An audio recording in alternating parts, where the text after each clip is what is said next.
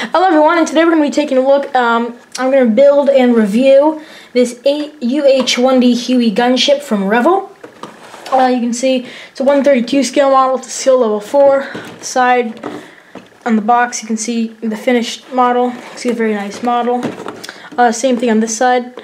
Here are the two options. You can make the Canadian rescue version, or you can just make the Vietnam version, the Army version from the Vietnam. Same thing on the other side. And here's just the color chart. I'll go more in depth than that later. Popping off the lid here, you can see what we have inside the packet. So one large bag. This is kind of an old model. I got with this lamp all the way, so there may be quite a bit of flashing. Here's the all the parts of the model. We got our glass in here, the clear pieces. I'll go ahead and open this up.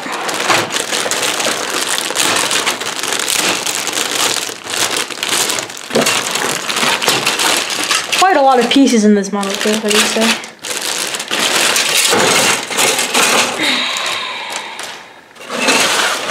So here we have half of the fuselage of the helicopter. Here we've got the rear propeller, rear stabilizer propeller. Here are the two yokes, a few other details on there. Same thing with this side, same thing with the other side of the model.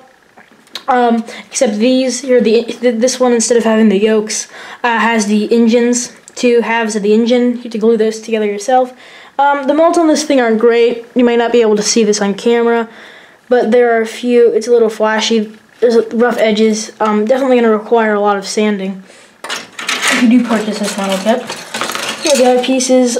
We have the two backs of the two figures that are included in the set, two seats, and a few other pieces around. Here are also the whatever these are called, the sled pieces on the bottom of the helicopter. The next piece we have here is a few more pieces of the engine, two doors, interior details. Here's the cockpit control panel, and I'm not exactly sure what this is, but we'll find out later. Next piece, we got the two fronts of the figures included with this set. Looks like a few guns and ammo box, if I'm correct. A few other things here, the two propellers. This kit is very large. The propellers are like this long. Very large kit. It is 132 scale though, so I should have expected that. But here we have the missiles or rockets or whatever these are, weapons. It looks like these are ammo belts for the guns. And then here's the bottom of the floor in the cabin. I think this is maybe the roof. Not too sure about that. Anyway, that's all the parts. Now we're getting into the manual. In the manual, what you'll find are here are the decals. First of all, looks like here we have the ones for the Army right there, or the United States Army ones, the Canadian ones right here. Pause the video if you want to get a closer look at these. Oh yeah, here are the Canadian rescue ones. Okay, and then I think this is a safety advice. It's like in German or something. And here's a real manual though. A different kind of paper than what Revel usually uses, but here's the key guide. I like how Revel does this. It shows you, gives the part number, and it shows you what they're actually called. Same with the paint guide. There's also a paint guide on here of what colors you need to complete the model on the box. Here we go, just completing. Here's just basically just the instruction manual. Very straightforward, it looks like.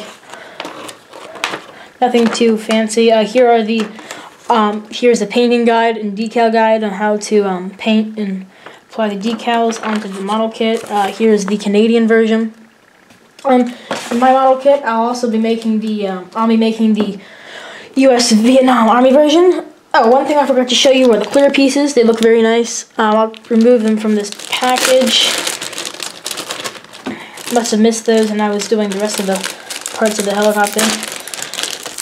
But here we go. Very nice clear pieces.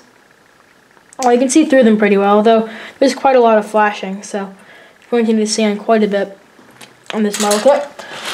Okay, well that was the unboxing. Now we're going to go ahead and start up with the build.